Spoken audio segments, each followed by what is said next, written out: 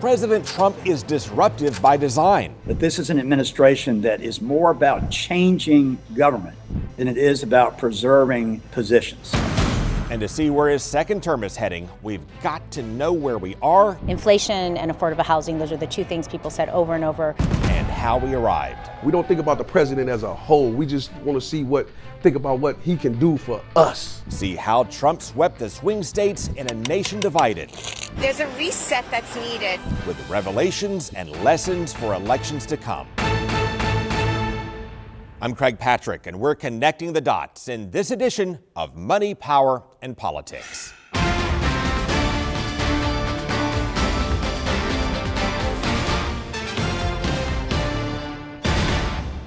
President Trump won the 2024 election by energizing people who feel left behind by two things: our economy and our culture. On the economy, when people are in financial distress and they see jobs moving overseas, promises of tax cuts and tariffs will resonate. Oh, when people give me the middle finger, I just go like this. Kim Ferriss told us she's working 4 jobs to make ends meet and struggles to get by. Because this year it cost me about $300. And if you're wondering, well, then how can she afford $300 on this? Well, that brings us to our culture and how it makes her feel. Just changing so fast, and I'm from old school, that I can't even keep up with it. Versus the way Donald Trump makes her feel. Everybody's together. You're a family. So you're about 1,500 deep in Trump memorabilia. Absolutely. You said you're being squeezed by the high cost of things. Yes. That doesn't squeeze you enough to dial back on the Trump? Not when you believe in something. She believes our economy and our social attitudes have gone astray, from protesters who want to defund the police to the growing use of gender-neutral pronouns to transgender athletes and drag queen story time in schools, as uncommon as that may be. Just the change of the morals. And she believes she's looked down on and talked down to for not embracing it. When I see a guy go into a classroom with nail polish on, it offends me. A man with nail polish offends you, why? To me, it's not normal. And that's where Trump supporters can be highly sensitive when their beliefs are called abnormal. Why Democrats calling Republican beliefs weird may not be the best move to try to win some over when their strategy appeared to revolve around trying to win some over. These guys are just weird. That's who they are. And how attack ads like this can be highly effective. Taxpayer-funded sex changes for prisoners. Especially against an opponent who's not as well known. Every transgender inmate would have access. And especially when the attack goes largely unanswered. Kamala's for they, them. President Trump is for you. Well, if you feel out of step or offended by shifting attitudes and ways of life, and you feel put down for it by Hollywood and progressive politicians and much of the media. I don't hate the guy. I hate the people who vote for him. I think they're stupid. Donald Trump's a smart one, and y'all elitists are dumb. You elitists with your geography and your maps and your spelling. It's almost like roaches voting for Raid. For Kim Ferriss and many others, Trump became part of their way of life. How many bumper stickers you have here? 4, 5, 6, 7, 8, 9, 10, 11. And it's how wearing Trump's shoes and going to his rallies gives Kim something Trump's detractors may not understand. It gives you self-worth. That's why Trump has such a diehard base and why Trump is better at reading an audience and our political climate than his adversaries. Make America great again. And if you think this is all something new, listen to this. Ronald Reagan for president. Let's make America great again. Yeah, that was Reagan's slogan first. Now, there are big differences between Reagan and Trump for sure, but both were media stars, larger-than-life personalities who tapped into conservative culture shock. Here's Reagan on the hippie movement. He had a haircut like Tarzan, he walked like Jane, and smelled like Cheetah. Well, see, Trump used a big part of Reagan's playbook and also a big part of Nixon's playbook. We owe it to the decent and law-abiding citizens of America to take the offensive. Nixon ran on the promise of restoring law and order amid the disturbances and student protests of the 60s that look a little like the college protests of 2024. And Nixon popularized the term silent majority, while Trump, the forgotten men and women who resent being frowned upon for their values and beliefs. We help people. We're just good people, Christian people. So for those who don't get the appeal of Trump, understanding the common threads that drove Republican landslides for the past 50 plus years may help explain how a lot of Trump supporters like Kim Ferriss think today. Who do you think was the best president America ever had? Reagan. Second? Trump. Third? I have to think of it. Nixon. I haven't heard Lincoln yet. Coming up, we'll explain the Democrats' biggest mistakes, how it all fits a pattern, and the power of words and how we use them. Democrats lost in 2024 because most voters think the nation's heading in the wrong direction. President Biden was unpopular, and Vice President Harris would not or could not escape that. Would you have done something differently than President Biden during the past 4 years? There is not a thing that comes to mind. And President Biden lost support for 3 reasons. 1, he ran on the promise of ending chaos and the deadly and chaotic withdrawal from Afghanistan, followed by chaos at our southern border, undermined that promise. 2, inflation surged on his watch. And 3, Biden and his team struggled to communicate and connect. We finally beat Medicare. Yeah, that one was a doozy, but I mean communication woes for Biden and his team well before an 81-year-old Biden melted down in debate. 80's the new 40, didn't you hear? And that's one of the most important lessons that reeling Democrats can take from their losses in 2024. Democrats need much better communication skills. Words matter. That's the same Achilles heel that burned Democrats 45 years ago. Because in the 1980s, Republicans had Reagan nicknamed the Great Communicator. They called it the Reagan Revolution. Well, I'll accept that. But for me, it always seemed more like the Great Rediscovery. While Democrats had a president whose speeches came across as dour and scolding. Too many of us now tend to worship self-indulgence and consumption. And then a nominee who promised to raise our taxes. The budget will be squeezed. Taxes will go up. And then a nominee who expressed less emotion than Lieutenant Commander Data. If Kitty Dukakis were raped and murdered, would you favor an irrevocable death penalty for the killer? No, I don't, Bernard, and I think you know that I've opposed the death penalty during all of my life.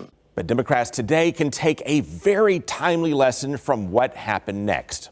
Because after Michael Dukakis flamed out in '88, a new wave of Democrats came along and dug the party out of the ashes by doing 2 things.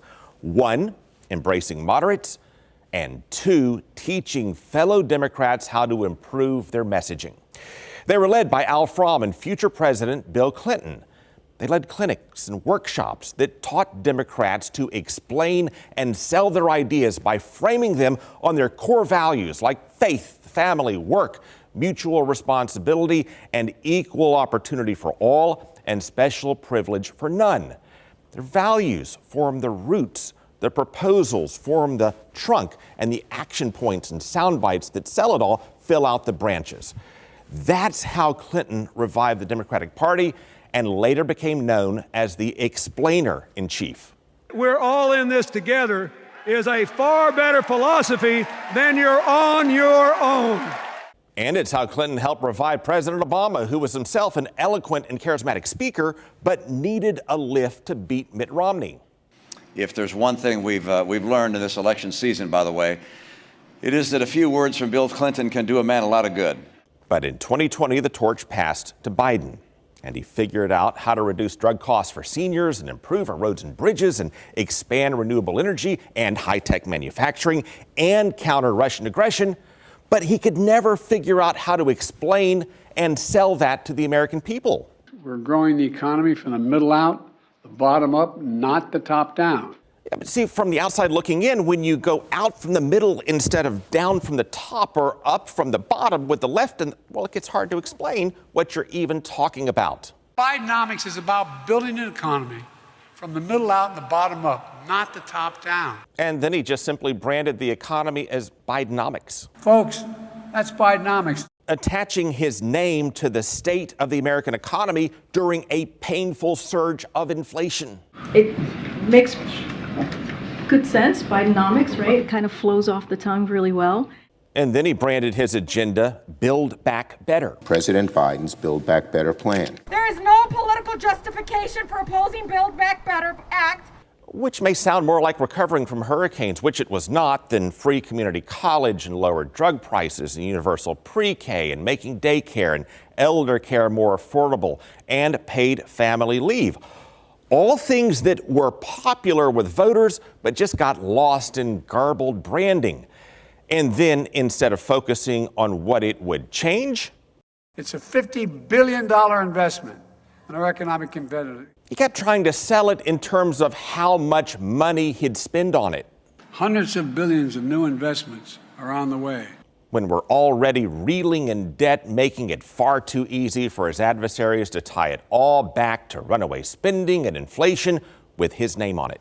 Bidenomics is a blue-collar blueprint for America. Oh, coming up, Bill Clinton helped Democrats recover in the 1990s, but they paid a price for it later. See how North American free trade cratered small towns in rural America and how it now gives Republicans a striking advantage. In the 1990s, when President Clinton won, rural America was evenly divided between Republicans and Democrats. But now Republicans dominate rural areas with numbers that would have once seemed impossible. For example, in Florida, Trump won Liberty County with more than 83%. Dixie, look at this, nearly 85%.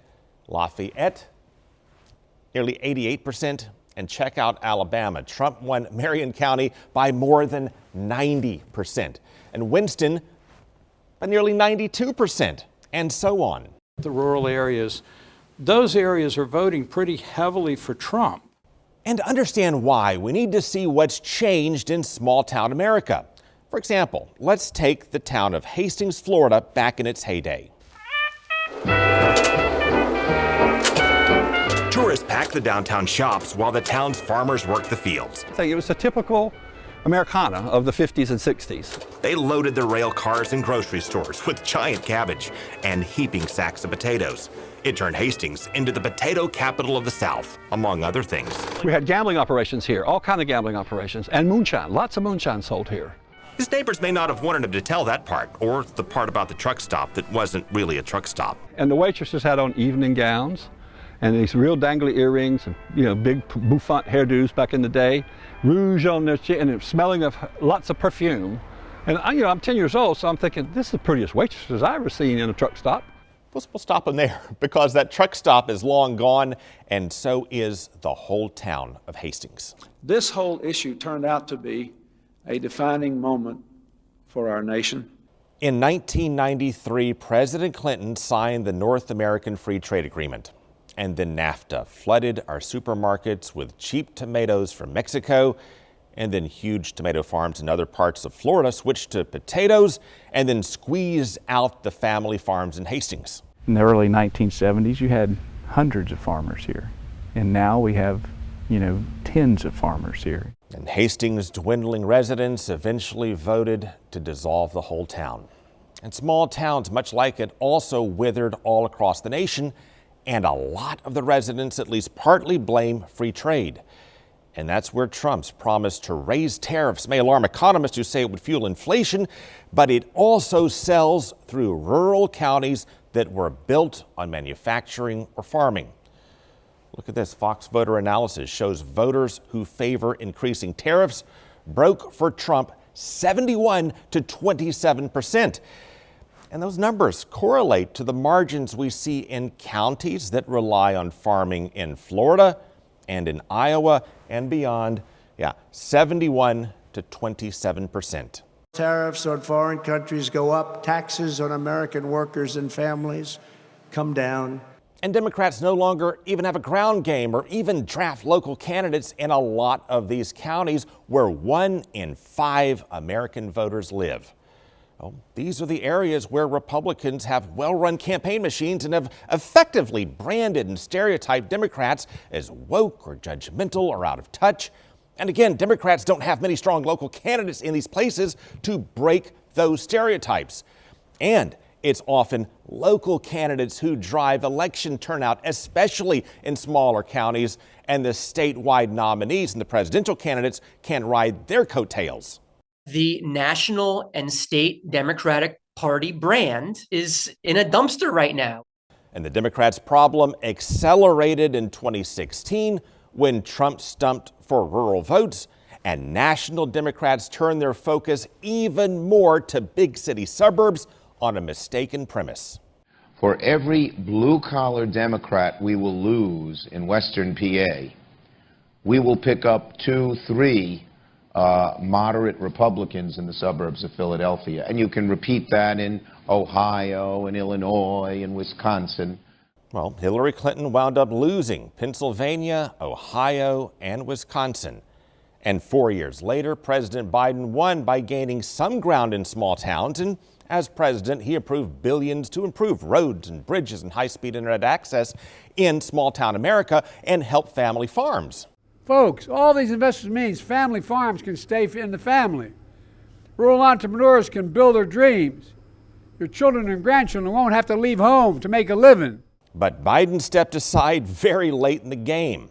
Kamala Harris thought she could stem her losses by stumping in small towns and picking a running mate who grew up in one. We will have rural America's back just like they've had our back. But with such a compressed schedule, Harris had little time to connect. In fact, she released her plan for rural America October 15th, 3 weeks before the election when many had already voted, and then spent a fortune on big city concerts on the day before the election when most had already voted. While Trump discovered how to win over young men who don't always vote.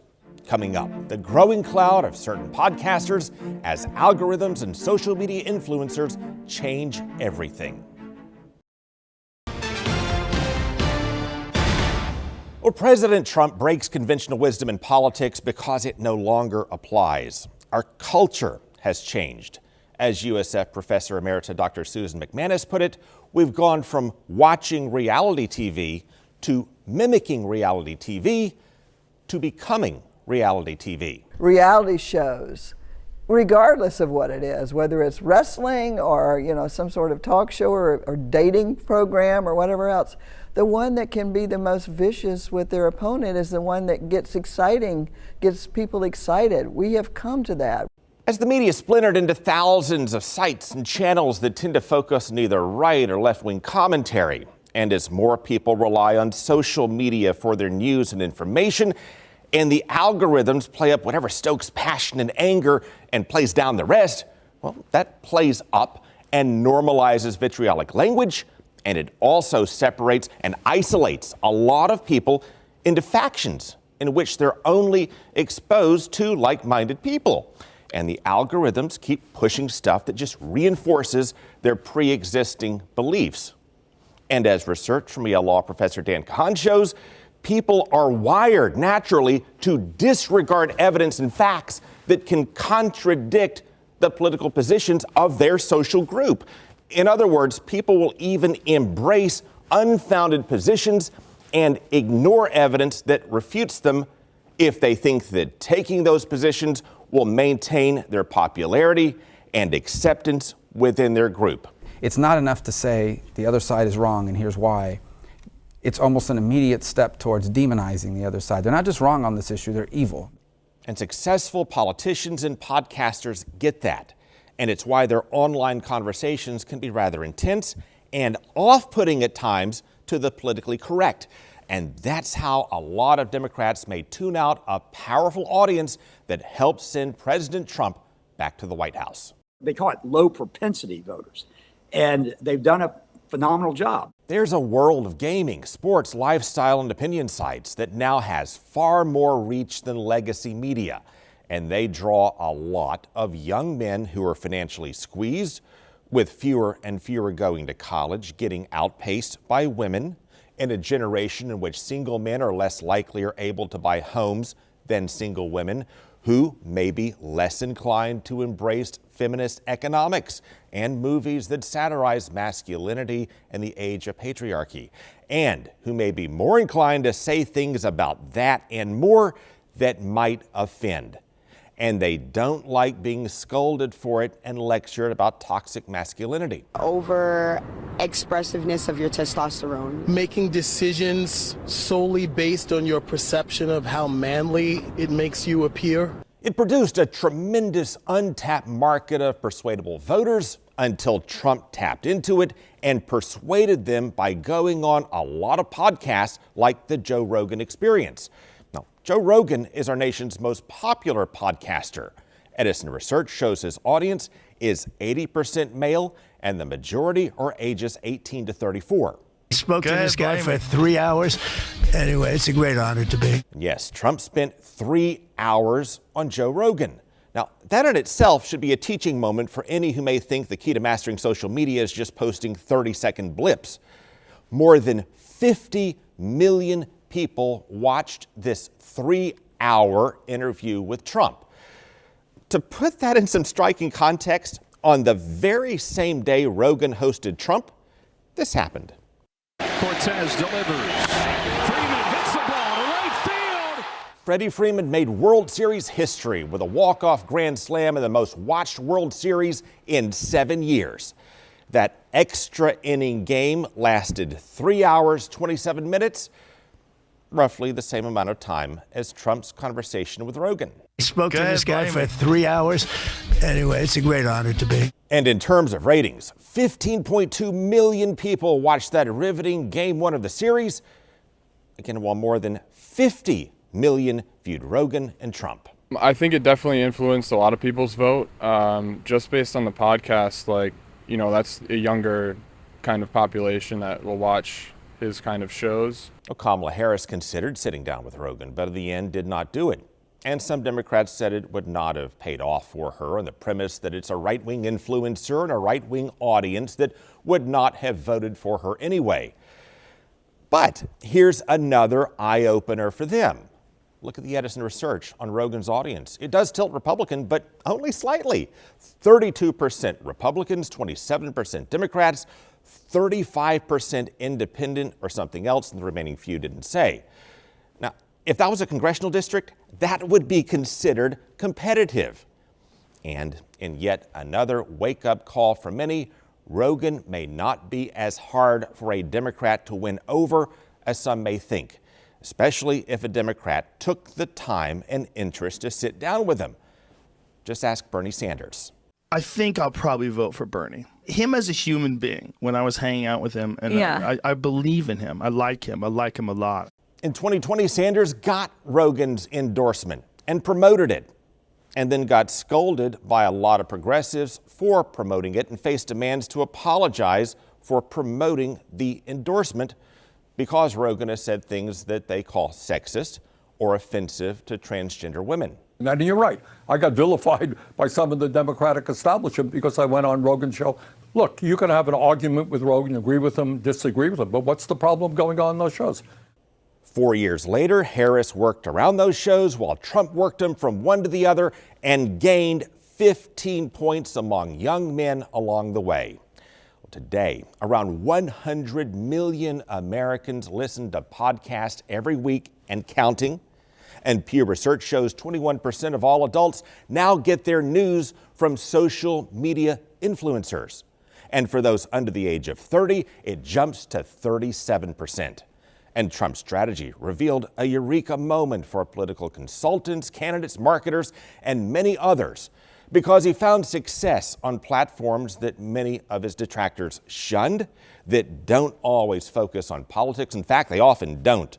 But it gave him a way to connect with a very large audience and do some things that his opponents may ridicule, but also go viral. in a changing world that gave Trump the last laugh. For a closer look at the data and the shift in support among African American and Latino voters and other reasons for it and much more, check out the Fox Local app. Scroll down to the Money, Power, and Politics shelf, pick your topic and stream away. And tune into Fox 13 every Sunday for our next edition of Money, Power, and Politics. Thank you for watching.